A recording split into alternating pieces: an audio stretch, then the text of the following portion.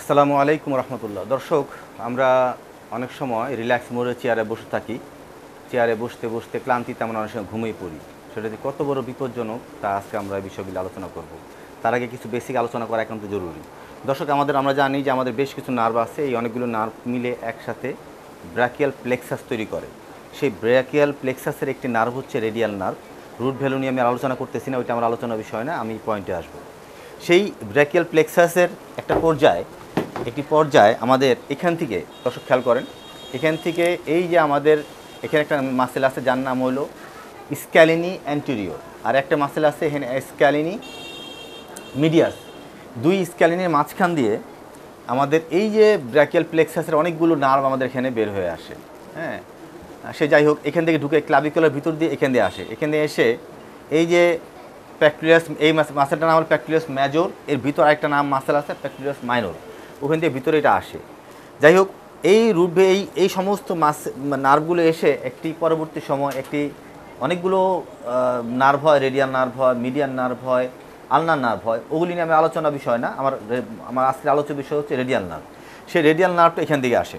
এখান দিয়ে এসে দর্শক, এখান দিয়ে এই যে স্পাইরাল গ্রুপ অর্থাৎ হিউমেরাসের পিছন দিয়ে দেখা গেল, এটা যদি আমাদের এই সাইডে হয়, এটা লেফট সাইডের, তাহলে এটা এখান দিয়ে গিয়ে এদিকে আসবে। অর্থাৎ এই যে দেখতেছেন দর্শক, এখান দিয়ে এটা পিছন দিকে আসবে।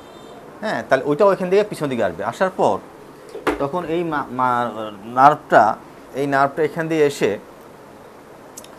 দিয়ে এসে আবার সামনের দিকে চলে আসবে। আইসা এখানে সুপাইনোটর মাসেল আছে, মাসেল দিয়ে এখানে পিয়ার্স করে এখানে আসার পর আরেকটি ব্রাঞ্চ হবে। একটা হচ্ছে ভিতরে যাবে ডিপ ব্রাঞ্চ, একটি হচ্ছে সুপারফিশিয়াল ব্রাঞ্চ। এই সুপারফিশিয়াল ব্রাঞ্চটা এই যে সুপারফিশিয়াল মাসেলগুলোরে যে নার্ভ মাসেল, যেমন brachioradialis, extension carpi radialis longus, extension carpi radialis brevis, এই মাসেলগুলি সাপ্লাই দিবে, এইদিকে চলে আসবে। আর ডিপ ব্রাঞ্চটা পিছন দিকে যাবে, পিছন দিকে এসে সমস্ত এক্সটেনশন মাসেলগুলো সাপ্লাই দিবে। সেই এক্সটেনশন মাসেলগুলো কী কী?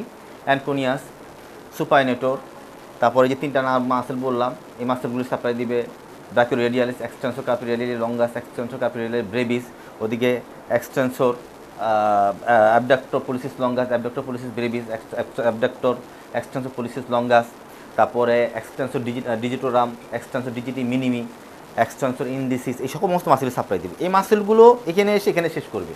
এই মাসেলগুলির কাজ কী? মাসেলের কাজ হচ্ছে এই হাতটাকে এক্সটেন্ড করা। কী কাজ? এই মাসেলগুলোর কাজ হচ্ছে এক্সটেনশন করা। দেখুন, যে নার্ভ এই মাসেলগুলোকে স্টিমুলেশন দিয়ে হাতটাকে এক্সটেন্ড করবে, সেই নার্ভটা রেডিয়াল নার্ভ। সেই নার্ভটা বিভিন্ন কারণে কি হইতে পারে? ব্লক হয়ে যেতে পারে, ইনজুরি হইতে পারে, ড্যামেজ হয়ে যেতে পারে। যদি ড্যামেজ হয় তাহলে কি হবে? রোটাকে অ্যাক্সিডেন্ট ড্যামেজ হতে পারে। আবার এইভাবে আইট্রোজেনিক বলেন বা নিজের পশ্চারের কারণেও কিন্তু ড্যামেজ হয়ে যেতে পারে। এবং আমরা যে কাজ ব্যবহার করি সেটা দেখাবো, সেটার কারণে কী হতে পারে? নার্ভটা ড্যামেজ হয়ে যেতে পারে। ড্যামেজ হয়ে গেলে এইটা হাতটা কি আরও উপর দিকে উঠবে না, যেটাকে আমরা বলি রিস্ট ড্রপ বলি। এবং এই রিস্ট ড্রপ সহজে কিন্তু ভালো হয় না, অনেক ক্ষেত্রে অপারেশনের পরেও কিন্তু সাকসেসফুল হয় না। অতএব আমরা দুইটা বিষয় খুবই খেয়াল রাখবো। একটি হচ্ছে ক্রাচ ব্যবহারের সময়, একটা বসার সময়। দুইটা বিষয় খুবই খেয়াল রাখবো। দুইটা বিষয়ের কারণে কী হতে পারে? রেডিয়াল নার্ভ কী হতে পারে? ইনজুরি হতে পারে। আমি দেখাবো কীভাবে হতে পারে আর আমরা কীভাবে সাবধান থাকবো। অতএব এই হচ্ছে সাবধানতা, আপনাদের সতর্ক করা আমাদের মূল উদ্দেশ্য। আমি এখন দেখবো কীভাবে হতে পারে, এটা আমরা দেখব। এই যে আমি যেটা বলতেছিলাম দর্শক, এই যে স্পাইরাল গ্রুপে, এই গ্রুপের এই যে ও কিন্তু এখানে হাতটা ওই স্পাইরাল গ্রুপে এই চাপটা এসে এভাবে পড়তেছে এখানে।